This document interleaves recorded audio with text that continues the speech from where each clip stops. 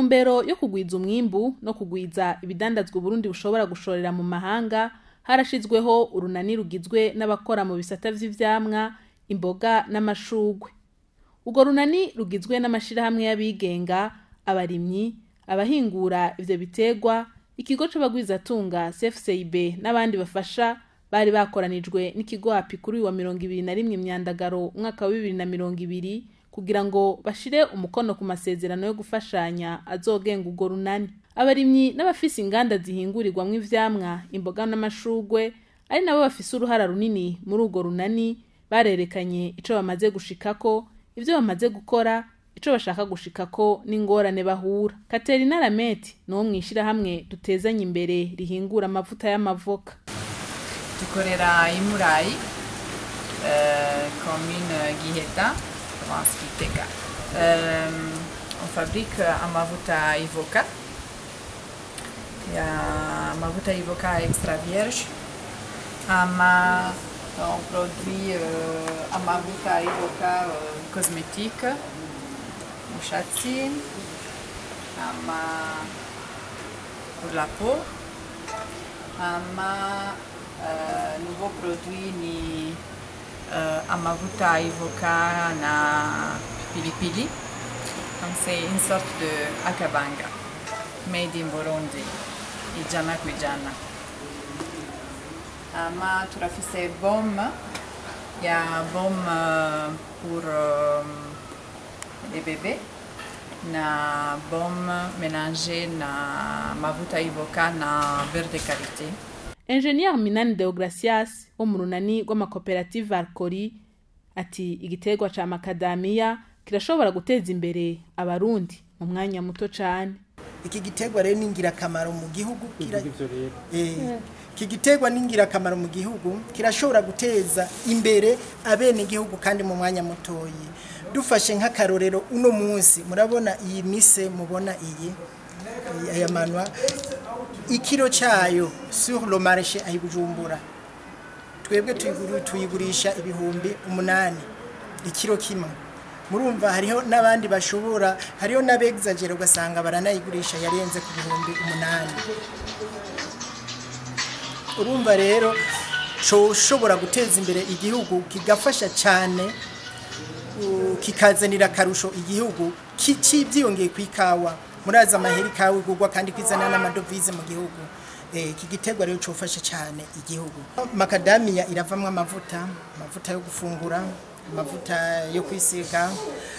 Mu minsi iza tuzobashirira ahabona jus ivuye muri macadamia, ni jus iryoshe cyane n'ibindi byinshi. Ubu uye tubabwiye kuri ivyo kuko ari byo byihutirwa tugiye gushira mu ngiro kugira tubishire ku isoko biboneke. Ibindi navyo tuzoza turabivuga mu minsi izokurikira. Jezi Marie Joseph Ninanigwa umurimyi w'ivyamwa afise ishirahamwe ry'umuryango Vedipo atubwira ingorane bahura nazo muri ubwo burimyi n'akarusho biteze kuri ayo masezerano yo gufashanya bahejeje gutera ko umukono.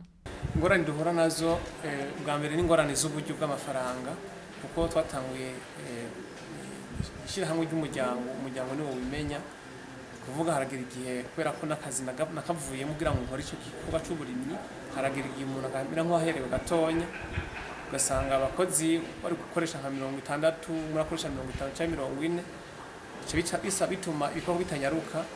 Kimwe ni ico cya kabiri ni ingorane dushobora kugira mu misiza z'isoko ko mu myaka ize twari dufise umwimbu mwinshi harageze igihe tubura ingene dushora bimwe mu vyimburwa. Rero hatabonetse uburyo hagurwa isoko turashobora gusanga ibyo twaguze tubidandaje ariko ku mafaranga make. Nk'ico gihe cyo bituma umwimbu usubira inyuma usanga umwo ari doga canke agahagarika de mu kigo. Ica gatatu ni ingorane z'ivyamwa. Hariho zimwe mu ngwara dushobora kuvura dufashijwemo n'abajeje gukurikirana ibiterwa mu ntara, ariko hariho na zimwe nabo nyene badashoboye kubera ataburyo buhari. Hariho n'ingwara y'udusazi dufata ivyamwa ko dusazi dushobora kubona ivyamwa byose cyane cyane ivyimirije kwera kubera byoroshe ugasanga byateye nk'utunyo, ivyamwa bikononekara cyane cyane ivyamwa byo hejuru, hano uvuga amapome, imicungwa, imyembe, rimwe imbere n'amapapayi. Aya masezerano hejeje gushira ko umukono bashyize ko igikumu uyu munsi, twabonye hasinye abantu batandukanye baserugira inzego zitandukanye, harimo za leta, iz'amashirahamwe afashanya na leta.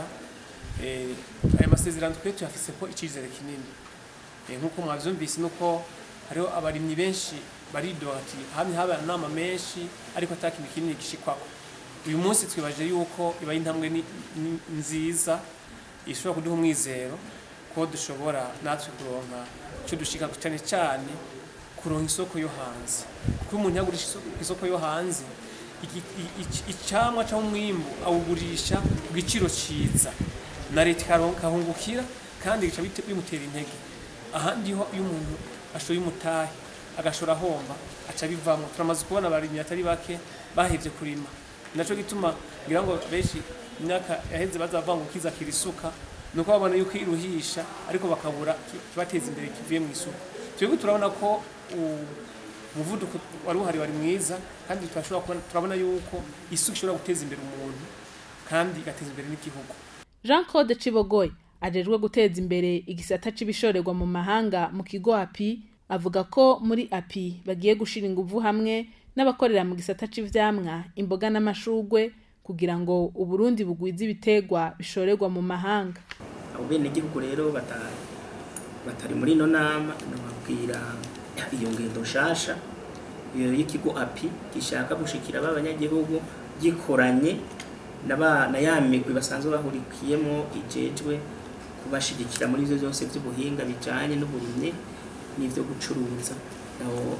No bamenyesha rero abo bene gihugu yuko hariho urunani ruhejeje kuvuka, abanye ko twasinye amasezerano yo gukorana kugira ngo ba bene gihugu basanzwe bahurikiye muri ico gisata c'ivyamwa, imboga n'amashugwe bumve ko hari inguvu nshasha n'umwete, kuko tumaze kuja hamwe cha tugira inguvu kandi tugashobora kwigira hamwe ivyo bibazo byose bihanze ico gisata kugira ngo ivyo bidandazwa bishobore gushika ku masoko mpuzamakungu atantambana. Desire Musharitse umuyobozi w'ikigo API akaba yasavye abari aho bose n'abandi bifuza gufasha muri urwo runani gushira inguvu hamwe gutyo bashike ku iterambere bipfuza. Mwomenya ko abari bitavye bose baboneyeho akaryo ko kwerekana ivyo bakora n'umwimbu wavyo.